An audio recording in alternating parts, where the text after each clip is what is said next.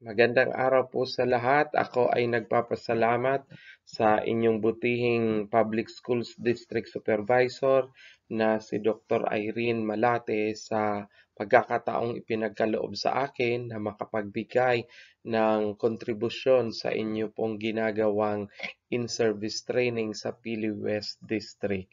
At ako ay naatasan na magbigay ng ilang pananalita sa topics about leave privileges at saka yung Code of Ethics for Teachers. At unahin ko na po ang leave privileges in government na kung saan ang karamihan sa atin ay nag-a-avail sa mga di inaasahang panahon at pagkakataon. Kaya ano-ano nga ba ang mga leave privilege ng isang taga-gobyerno? At ano nga ba ang ibig sabihin ng leave of absence? Kapag sinabi pong leave of absence, it is a right or a privilege granted to employees not to report for work with or without pay, as may be provided by law and as the rules prescribe in Rule 16 of Executive Order Number 292. So, ibig sabihin po, ang mga empleyado na nag-a-avail ng leave of absence, pwede pong may bayad o di kaya naman ay walang bayad. Sa kaso po ng mga guro, kinakailangan na pagplanuhin talaga kung kailan dapat magkasakit, lalong-lalo na kung kayo po ay baguhan pa lamang na guro. Alam niyo kung bakit? Hindi pwedeng magkasakit ang guro sa panahon ng klase. Kasi kung ang guro ay magkakasakit during school days, siya ay magli-leave at hindi siya po babayadan. Hindi po siya babayaran doon. Lalo-lalo na kung baguhan pa lang ang teacher at wala pa pong tinatawag nating mga service credits. Kaya kinakailangan na magkaroon muna siya magkaroon muna siya ng mga service credits para siya po ay matawag natin na eligible for leave of absence with pay kasi meron na siyang pang-offset ng pag-absent niya. Ano ba ang mga pamamaraan para sa pag-file, pagproseso at pagpa-approve ng inyong mga leave application? Una, employees are required to file their leave applications using the CSC form number 6, which should be fully accomplished in duplicate original copies whenever they go on leave of absence. So alam kong ito ay mga ginagawa na ng marami sa atin. And then the supervisor or the principal recommends the approval or disapproval of the application. So, nagre-recommend po ang ating mga principal. Then the authorized official approves the application following the rules on delineation of functions or delegation of authorities. So, katulad po ng ating mga guro, pagka-file po natin ng leave, dadaan po yan sa opisina ng ating Assistant Schools Division Superintendent at sila po ngayon ang nag-aaproba base na rin sa recommendation na galing sa baba. The Personnel Division processes the application including certification as to leave balance. Pero yung ating pong mga non-teaching personnel katulad ng principal, disbursing, bookkeeper, ganyan po talaga ang ginagawa. Merong tinatawag na leave card sa mga in-charge ng leave at saka ng mga districts. Sila po ngayon ay pinaprocess doon at kung may mga natitira pang mga leave credits ay doon po ibinabawas kapag nag-file po kayo ng leave. A copy of the process application is released to the employee concerned every end of the month and the other one is retained at the personnel division for file. So, ganyan po ang proseso ng pagpa-file at pagpapa-approve ng leave natin. So, pag nag-approve po ng leave, tandaan po natin na ang mga leaves natin na ina-avail, may mga kaakibat po yan na mga rules and regulation na dapat sundin.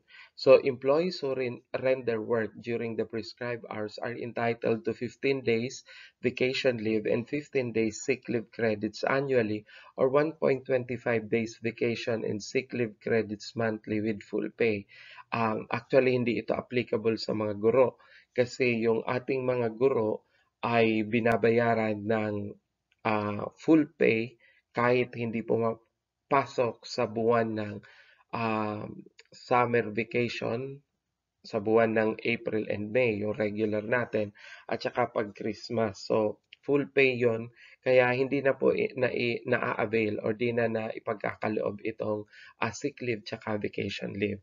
Application for leave of absence except for emergency sick leave shall be filed in advance whenever possible 5 days before the effectivity of leave. Dapat sana ganon. Application for leave for 30 calendar days or more shall be accompanied by an office clearance from money and property accountabilities. Employees who are absent with approved leave shall not be entitled to receive their salary corresponding to the period of their unauthorized leave of absence. Kaya yung akala nyo ay nagpaalam kayo pero wala kayong finilapan na form, so considered yun na unauthorized leave of absence.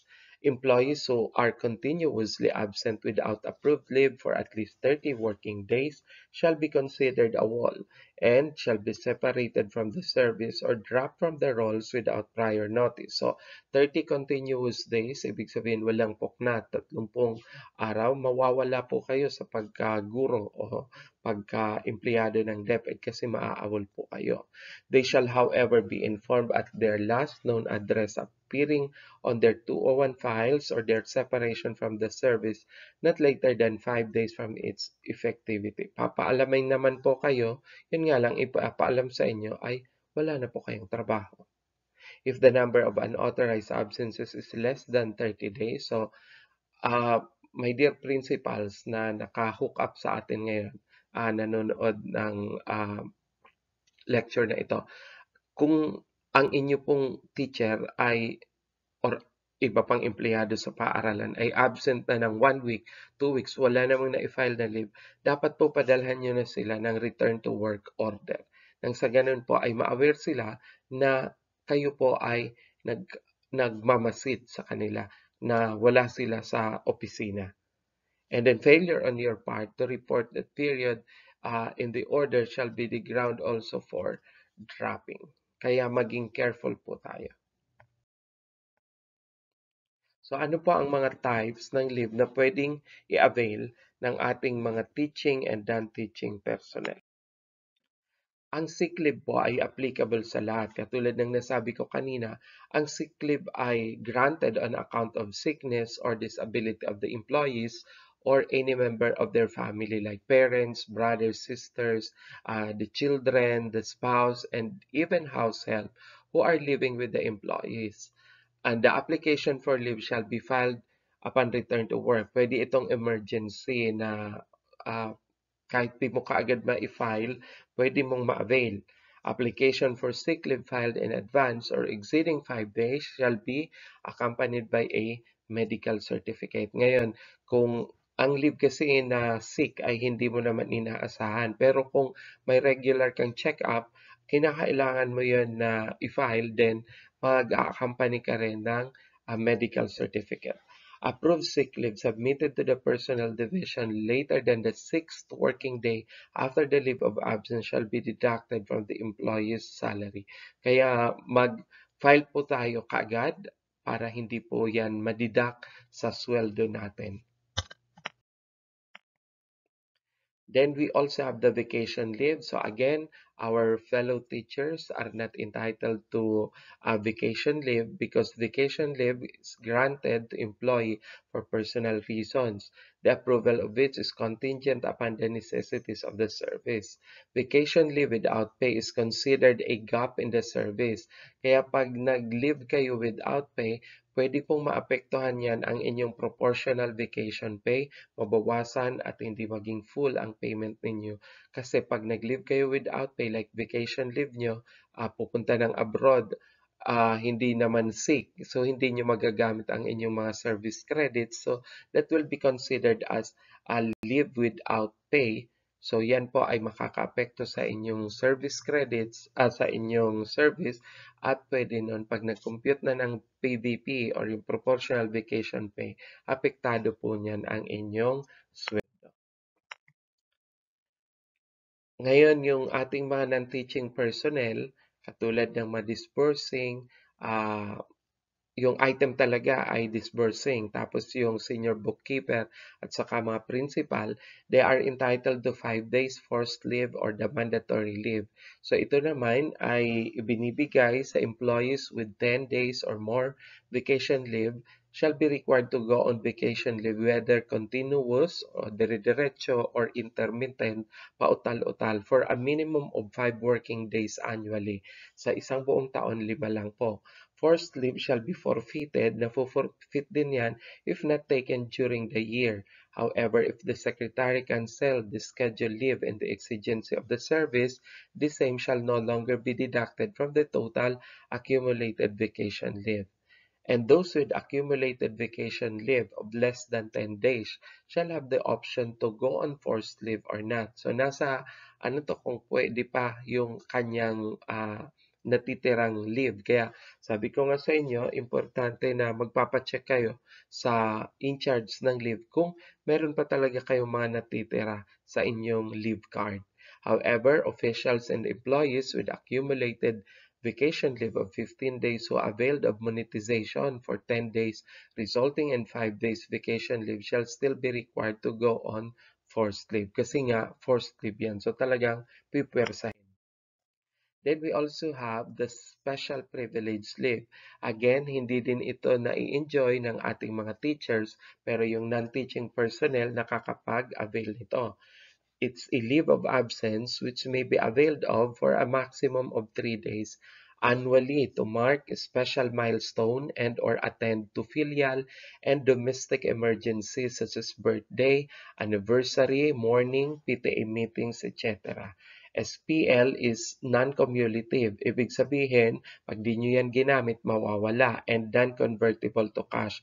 Hindi rin po yan na monetize, so dapat gamitin. Kung may birthday, anniversary, mornings, PTA meetings, etc., yan ay pwedeng gamitin. SPL on emergency cases shall be filed within the day upon return to work, and the supervisor or office should be informed of the reason of availing such leave. Then we also have maternity leave. So ito naman ay applicable sa lahat ng ating mga empleyado. I'm sorry, hindi ko pala na-edit. Hindi na po yan 60 days. It's 105 days kung yan po ay delivery. Pag po iyan ay ibig sabihin nanganak ka talaga ng cesarean man o normal delivery, entitled po ng 105 days ang empleyado ng gobyerno, whether teaching or non-teaching personnel yan. Pero po yung mga nakunan, miscarriage, entitled lang po yun ng 60 calendar days. So, yun ang pagkakaiba. Dati pareho, pero sa bagong batas natin, ang miscarriage na lang ang 60 days at saka yung mga nanganak ay 105 days. Then yung mga lalaki naman, merong paternity leave. Yun nga lang, dapat po ang makaka-enjoy lang nito yung male na married at living with a wife. In contrast kasi sa maternity leave, ang maternity leave, pwede yan ma-avail kahit ang nakabuntis ay hindi niya asawa. Halimbawa, may asawa na si ma'am, nabuntis siya ng hindi niya asawa. Ibig sabihin, naging kabit si ma'am or may kabit si ma'am. O kaya naman ay ang nabuntis siya, wala naman siyang asawa, yung nakabuntis rin, walang asawa, iniwan siya. So, pwede niya pa rin ma-avail ang maternity leave. Bakit? Dahil siya ay babae at ang babae magbubuntis talaga. Ngayon, makaka-avail siya ng maternity leave kung empleyado siya ng gobyerno. Hindi na rin dito importante kung nakailang taon ka na sa serbisyo. So long as empleyado ka na ng gobyerno, makaka-avail ka ng maternity leave. In contrast sa paternity leave, dapat asawa lang talaga at sa asawa lang ito gagamitin up to 4 deliveries of his legitimate spouse. So, yan po ang pagkakaiba. Doon sa maternity leave, kahit illegitimate yung magiging anak, makaka-avail siya ng maternity leave. Pero dito sa paternity leave, doon lamang po sa legitimate spouse niya pwedeng gamitin. So again, ang maternity leave ay non-cumulative.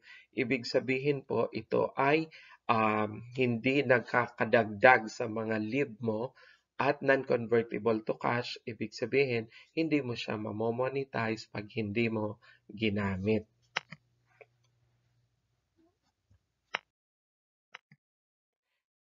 Then we also have the parental leave or the solo parent act. Under a special law, ito po ay 7 days leave of absence granted to a parent who has the sole custody and responsibility of the child and who has rendered at least 1 year of service regardless of employment status. So in order to avail of the parental leave, the solo parent shall submit to the personnel division the solo parent identification card or certification issued validated by the DSWD within the month of January of every year. Ibig sabihin, sino ang mga pwedeng mag-avail ng parental leave or solo parent leave?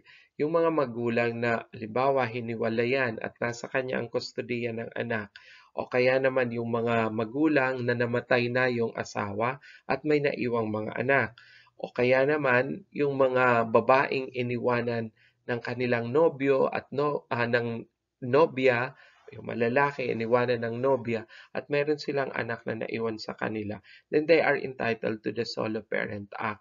Pero dapat meron kayong certification coming from the DSWD at nag-i-issue rin ang DSWD ng Solo Parent Card. Yun po ang ipipresente nyo sa ating personnel para magkaroon kayo ng entitlement nitong parental leave. Yan. Yung mga babae naman na biktima ng pananakit ng kanilang mga nakarelasyong lalaki o asawa, they also have the 10 days leave, yung tinatawag na Violence Against Women and Their Children Act of 2004. Kung saan po, any woman employed in the government service regardless of employment status. So, ibig sabihin, yan man ay casual, permanent, or iba pang mga status na meron sa gobyerno, and or whose child is a victim of violence, pwedeng yung anak or siya mismo bilang babae, and whose age is below 18 or above 18 na pero unable to care of oneself, is also entitled of the 10 days leave. It may be also continuous or intermittent manner to cover the days they have to attend to the legal concern. So, yan po ay naa-avail din. Yun nga lang, magpapacertify ka naman nito either sa court or sa barangay na ikaw ay biktima ng pananakit under the Republic Act natin on violence o the VAUSI na tinatawag natin. So, maa-avail nyo yun, pero magpapacertify po muna kayo. Then, yung mga babae uli, meron kayong special leave benefits also for women. Any female employee shall be entitled to special leave of a maximum of 2 months with full pay based on her gross monthly compensation, provided she has rendered at least 6 months aggregate service in any or various government agency for the last 12 months prior to undergoing surgery for gynecological disorder. So ito naman ay ibinibigay sa mga babae lamang kasi ito ay about sa gynecology, gynecological disorder, rather hindi sa gynecological disorder. And babae lamang po ang mga pwede nitong makapag-avail. Like for example, nagkaroon ng sakit sa breast like breast cancer or nagpa-opera ng breast, tinanggalan halimbawa ng mga cyst or tumor sa breast, nagkaroon ng sakit sa ovaryo, sa kanyang uterus. So lahat ng parts na pambabae, yung reproductive parts ng pambabae, pwede po kayong mag-avail nitong gynecological leave. Ito naman po ay 2 months with full pay po siya base sa gross monthly compensation na meron yung empleyado natin. So, yung mga may mga babae tayo noon when I was still the OIC legal officer na nagsisik nito dahil ooperahan sila. So, yan po ay pwedeng i-avail ng ating mga kababaihan. Hindi po yan na-avail ng lalaki kasi nga gynecological disorder, which refers to disorders that would require surgical procedures such as, but not limited to, dilatation and curettage, and those involving female reproductive organs such as the vagina, the cervix, the uterus, the fallopian tubes, the ovaries, the breast, the adnexa, and pelvic floor as certified by a competent physician. So, meron po yan certification, parang medical certificate, na yung ating babaeng empleyado ay kinakailangang mag-undergo ng surgical procedure sa kanyang parte ng katawan na pambabae lang talaga. So, yan na yung mga reproductive organs at saka yung breast ng ating mga kababaihan. Pag nagkaroon po doon ng karamdaman, pwede pong mag-apply ng gynecological leave, which is a special leave for women only. Then we also have the study leave, which everyone can apply. Basta kayo ay empleyado ng gobyerno, permanente kayo, pwede kayong bigyan ng study leave. It's a time off from work not exceeding 6 months with pay for the purpose of assisting qualified employees to prepare for their bar or board exam to complete their master's degree also. Yan ay pwede kayo mag-apply. And minsan may nag-a-apply niyan kung may research pa or dissertation sa doctoral. Pwede ring ma-extend up to 1 year. Yan nga lang, magbabawas din yung salary kapag ikaw ay teacher at may requirement na at least 7 years na pagtuturo or empleyado ka ng department bago ka makakapag-avail ng study leave when it comes to our teacher, but not when it comes to non-teaching personnel. At marami na tayo nitong binigyan sa division office ng mga nakapag-avail nito. Yung iba nag-aral pa sa ibang bansa. In Pili West, meron tayo si Sir Philip Canyas at siya ay on study leave with pay. So, ibig sabihin, nag-improve na yung kanyang professional know-how, tapos may sweldo pa siya habang nag-aaral. Yan ay tulong at ang nire-require naman niya ng gobyerno sa ating kaguruan is mag-render sila ng service at wag aalis basta-basta yung empleyado na binigyan natin ng study leave. Then we also have the terminal leave. Although hindi na to ngayon ginagamit, ang mga leave credits dati noon ay ginagamit tapos bigla mag-leave muna. Naka-terminal leave anya ako kasi habang naglalakad.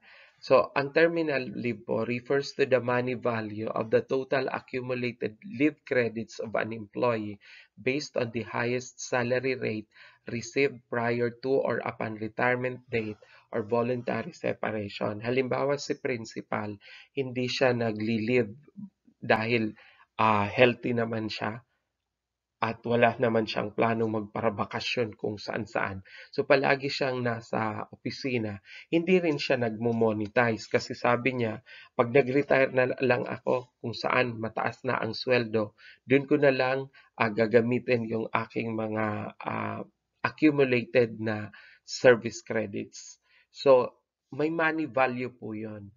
Merong kaakibat po yun na pera na pwede nating i-monetize.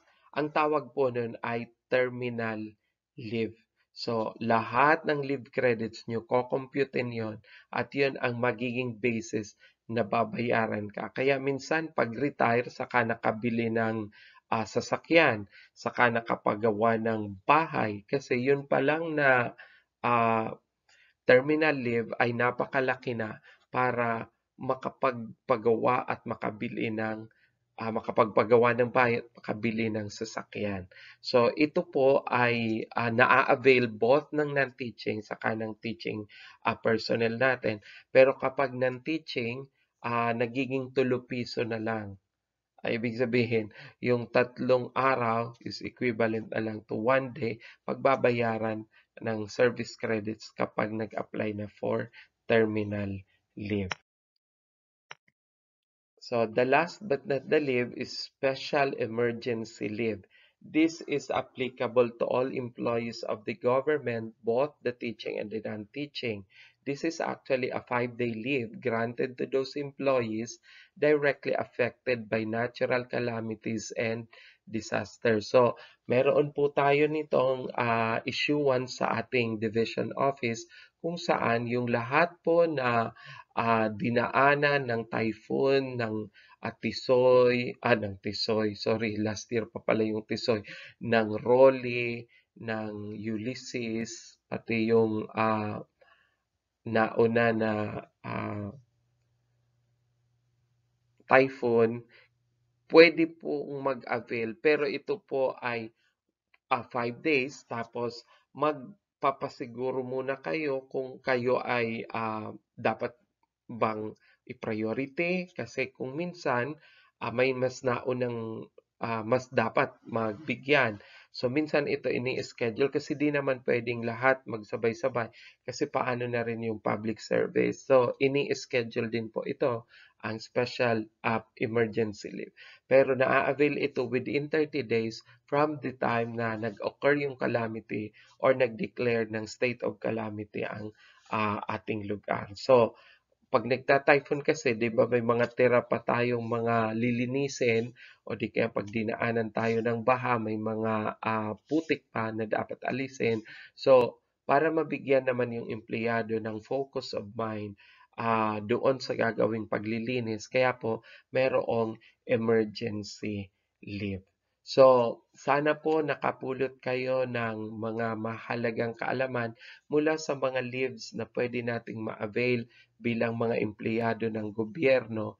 At kung kayo po ay may mga katanungan, please feel free to message me or pwede naman pong ipadaan nyo sa inyong supervisor kay Ma'am Irene para ma-inform din po ako kung ano po ang mga katanungan na meron ang ating mga kaguruan sa field o ang ating mga non-teaching personnel. Actually po, ang mga leaves pong ito ay hindi dapat ipinagkakait sa ating mga empleyado kasi kung teacher yan, nagkaroon naman sila ng mga pag-aaral na dapat itong mga leaves na ito ay ma-avail nila nung sila ay nag-aaral pa sa college. Kaso po, ang ating po kasing mga kaguruan ay ang medyo limited ang pagli-leave kasi pag nag-leave po kayo, ibig sabihin yan ilang estudyante ang maiiwan sa classroom ng walang guro, walang nagbabantay. So, it's very risky. Baka may kung ano-anong mangyari dyan kasi nga wala si teacher. At iwasan din po natin, except siguro kung napaka-extreme at wala na talaga tayong way para mag-inform pa ng ating pong school head or ng bossing natin na hindi tayo makakapasok. Kasi nga po, yan ang palagi nating tatandaan na pag umalis tayo isa lang, pero yung naiwang mga bata, lalo na sa ating mga teaching personnel, ay napakarami. So, kinakailangang i-consider po natin yon dahil nakasalalay naman doon ang welfare ng mga kabataan. Mas madami yung maaapektuhang mga bata pag hindi pumasok ang nag-iisang ma'am. Pero kinakailangan po properly coordinated din kung hindi makakapasok kasi si principal pwedeng mag-take over sa klase o di kaya naman pwedeng pabantayan dun sa katabi. Pero dini-discourage din nga po natin yun kasi kung merong mangyari. Kaya mahalaga ang papel na ginagampanan nating mga guro. Hindi lang tayo dapat may alam sa kung ano ang karapatan natin. Much more on our duties and obligation as public school teachers. That's all. Good day. Maraming salamat po sa inyong lahat.